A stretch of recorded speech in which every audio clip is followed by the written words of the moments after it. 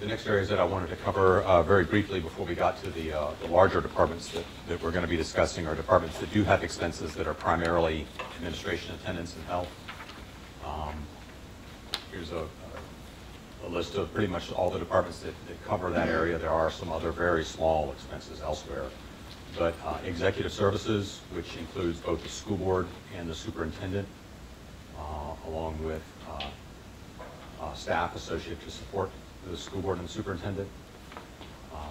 We have community engagement as some administration, attendance, and health funds for staffing of that department. Human resources is considered to be an administration department. That is a shared expense with local government.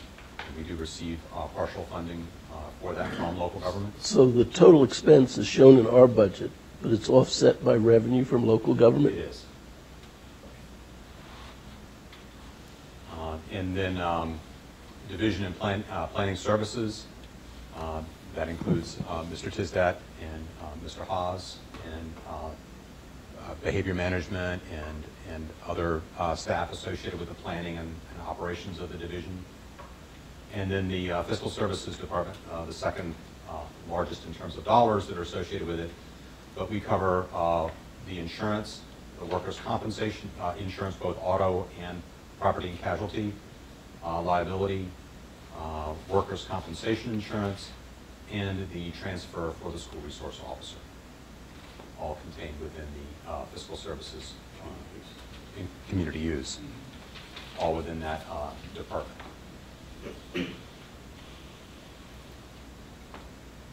In terms of transfers, you have seen this slide before. We have nearly $3.8 million in transfers, the largest of which is our Comprehensive Services Act transfer. I know that Mr. Colazar has requested some information on that, and I received an update on that very late this afternoon, so I'll be providing that out to you all tomorrow in terms of some historical information.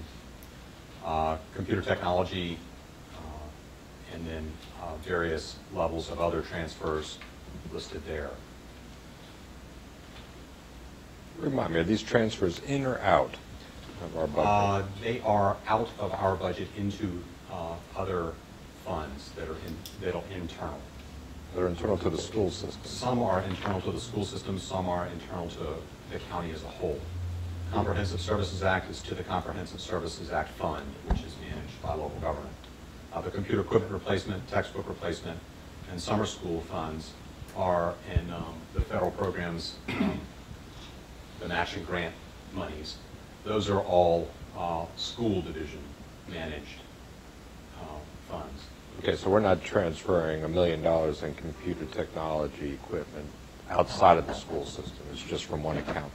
Yes, it's an accounting transfer to maintain that separate. Local government IT support, that's local government's for local government support of HR, because HR uses their computer systems and they're managed and supported by them. All right, here's the big question, ready? How much of these transfers out of the school system are discretionary?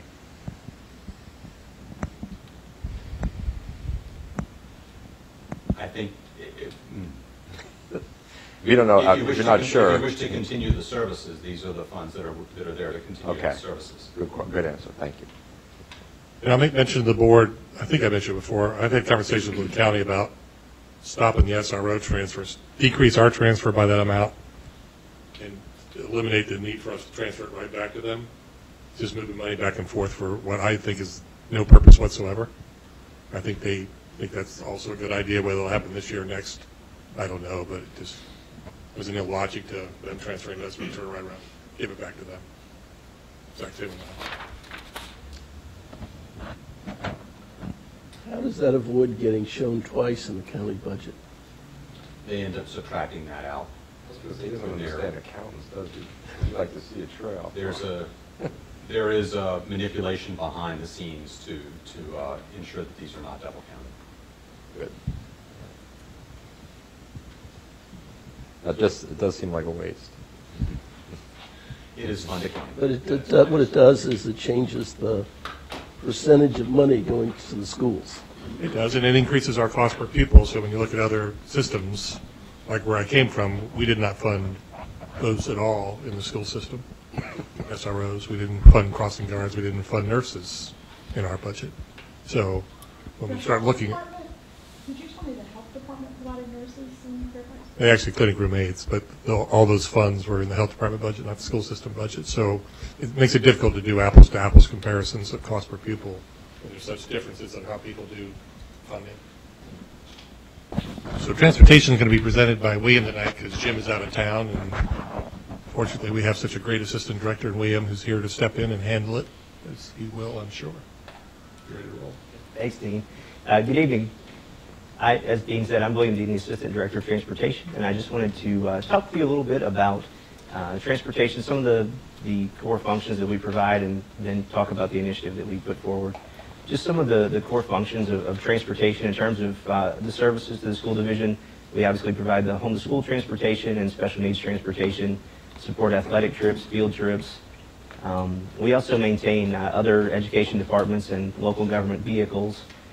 We have our planners and analysts in the department who analyze our bus routes for efficiency, safety, things such as that to make sure we're in compliance and we're providing the best service that we can through those areas. We also are involved with quite a bit of training for our staff. We do have some mandates from the state for 2 hours of pre-service and 2 hours of in-service training for all bus drivers, but we try to offer a few more professional development classes for our folks throughout the course of the year to keep their skills fresh. We also train anywhere from 15 to 20 new bus drivers, sometimes more in a given school year, so there's quite a bit of staff time involved with that as well. We administer all of the fuel purchasing and usage and back billing for other county departments, as well as our favorite inclement weather road assessments, which fortunately we haven't had a terrible amount of yet, but right. Hopefully the next 6 weeks, according to the groundhog, will be just as good for us. Some of the key performance indicators that we maintain in transportation, there's about 40 metrics that we look at on a weekly basis just to keep our finger on the pulse of how things are going within the department and the services we're providing. Some of those include on-time arrivals at the schools of the buses in the morning for drop-off, on-time field trip departures to make sure that our folks are leaving for their supplemental activities and as well their co-curricular kind of activities and their instructional educational trips on time so that they can get back in class or get back home. Employee time management, we do monitor statistics on how our employees are spending their time so that we can make sure that we're planning efficient days for them.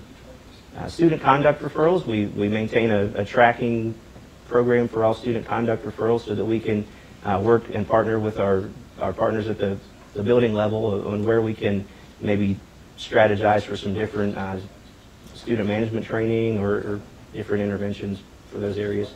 We track accidents and injuries of students and employees so that we can try and reduce those to the extent that it's possible.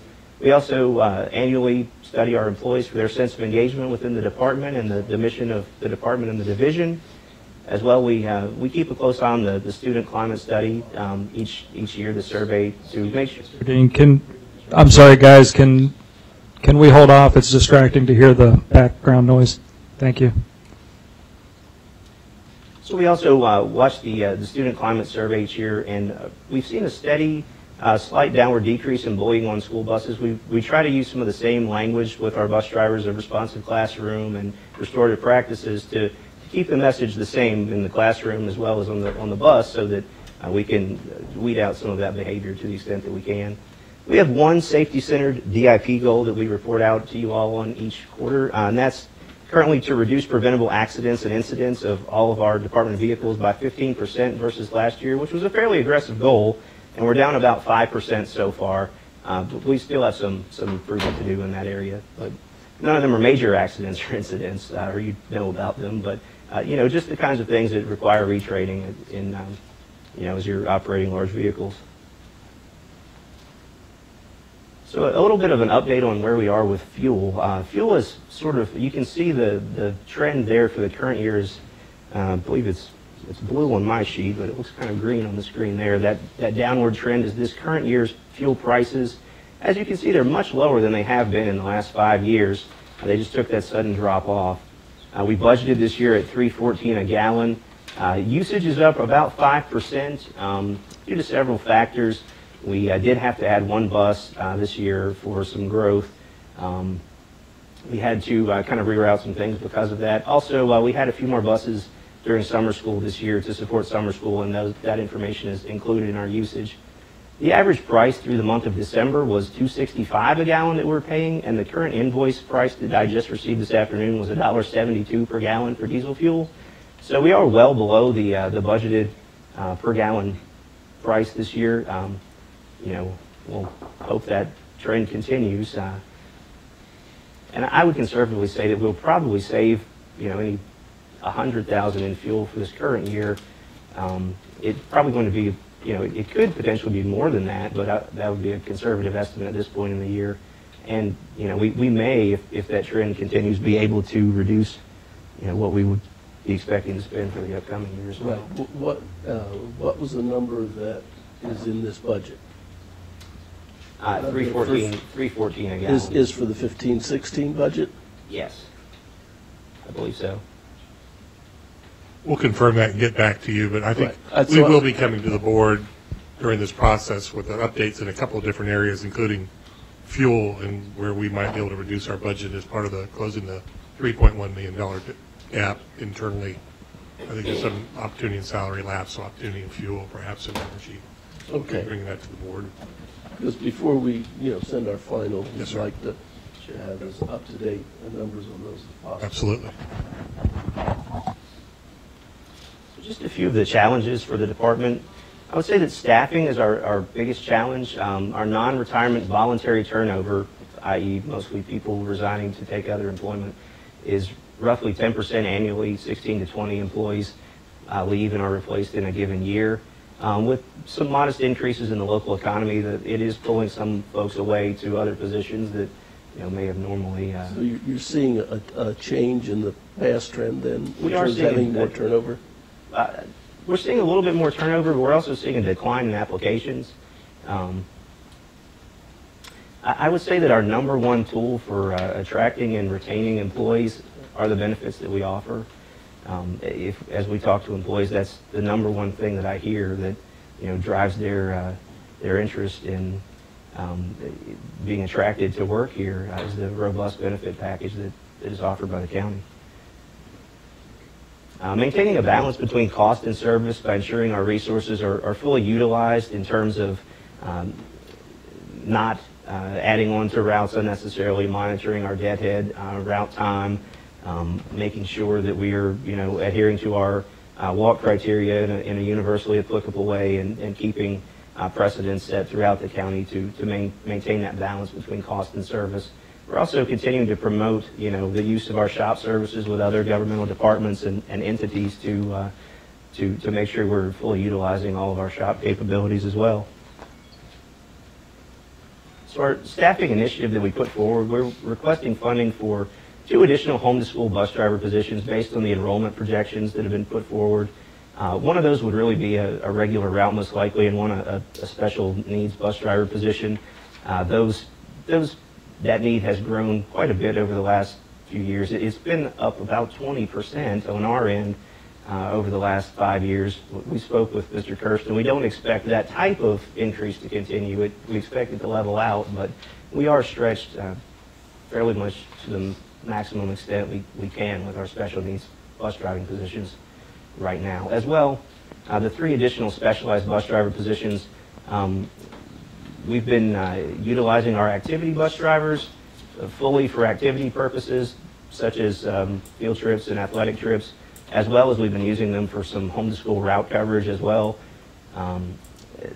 We could really use to have more people working in those roles to support the both home-to-school and as a relief and the activity positions. And to go along with that special needs route, there would be a transit aid involved as well. The implications of not funding the initiative are pretty straightforward in terms of we wouldn't be able to offer the type of service that we're currently offering and would need to offer with the growth in students. We would have more crowded buses, inefficient routes, and potentially the inability to meet bell schedule time constraints and provide the same levels of service that we have now and keeping our routes the lengths that they are now. And you know, if there were any need to further reduce or to reduce operating expenditures in transportation, you would see kind of a similar response of we wouldn't be able to offer the same type and levels of service that we're currently offering. Student discipline referrals would most likely go up from buses as they become crowded to the maximum and folks are pretty well filled. Ride times get up. Ride times increase.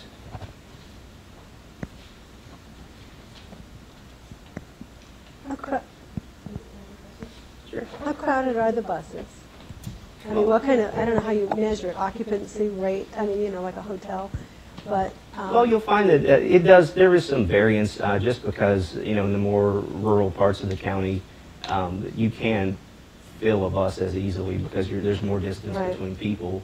We tend to use our smaller, more adaptable size buses in those areas. But I would say on average, in the urban ring, you're probably looking at, for elementary schools, you're probably looking at 95% capacity.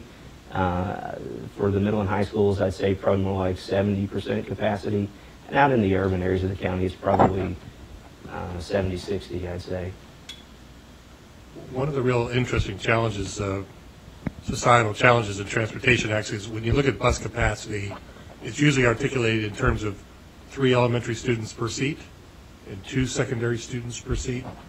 But with childhood obesity, we actually changed in my last life capacity ratings to only 2.5 elementary kids per seat because we were no longer able to safely get 3 elementary bodies completely out, you know, inside of the seat areas. Just a little sidebar for things that are happening outside of the school system that impact how we deliver services.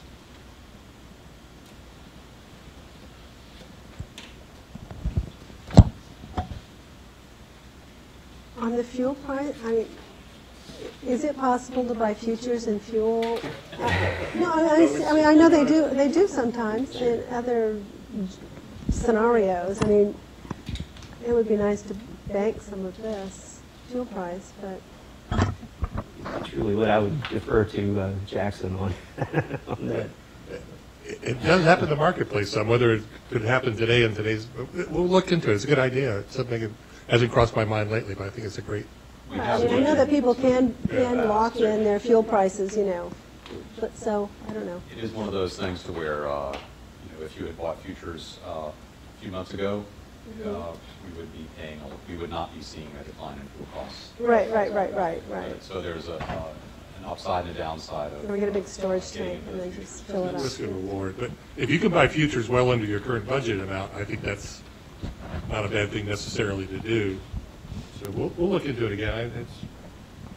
Well, they're saying that fuel prices may have hit their bottom and might be inching up a tiny bit, but they're still low. But I'd just like to comment and say how much I appreciate having such a well-run transportation department. You know, whenever I go to the transportation department events, bus drivers seem to have good morale, care about kids. You know, a few years ago, we did a major overhaul of how we do transportation and saving over $1 million a year because of greater efficiencies. And I just wanted to say how much I appreciate the work that you all do in your department.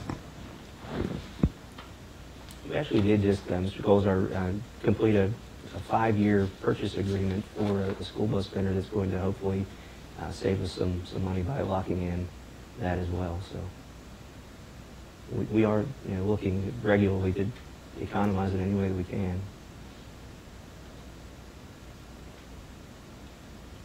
So on the,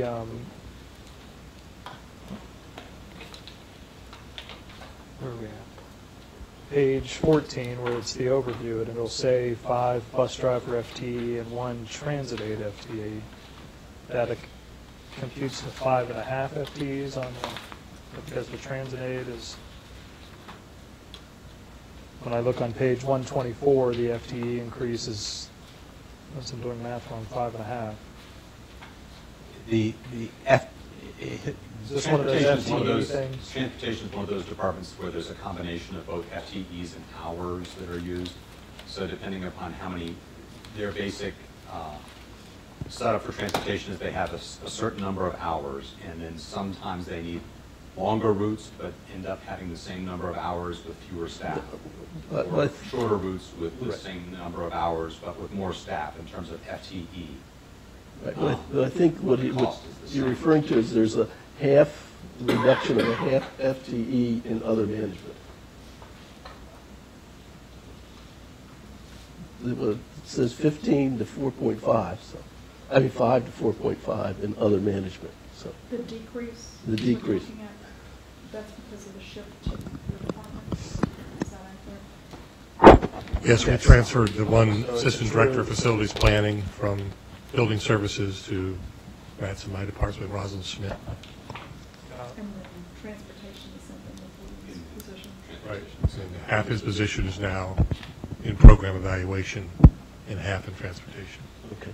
Now, is there money that comes out of the school-based operations? If Walton wants to do a field trip, is it part of what you're already, or are they paying something? They're paying, we would pay, we would charge them $1.10 per mile and then $16.50 an hour for the driver. School to home is covered underneath transportation, but then when. And then there's activity buses that would be in here, but if I want to take kids to the show at the Paramount, Right. so they're paying something to you, it's coming out of their school-based operation, it's Yeah. coming to you. Yes. How do we see that? It's split in 3 different ways, I think, Jackson. There's a credit back to driver wages, there's a credit to parts, I think, and then a credit to fuel, or those 3 things. It's a cost offset. So it will see as an expense into the school and then a decline in expenses for transportation. So it's sort of an internal service scenario. So each school has a choice of where it expends its money, be it in field trips or other. When transportation's doing their budget, you're not budgeting for field trips, other than some, Correct. Correct. you just, it's come as you Right. serve type of thing. Absolutely.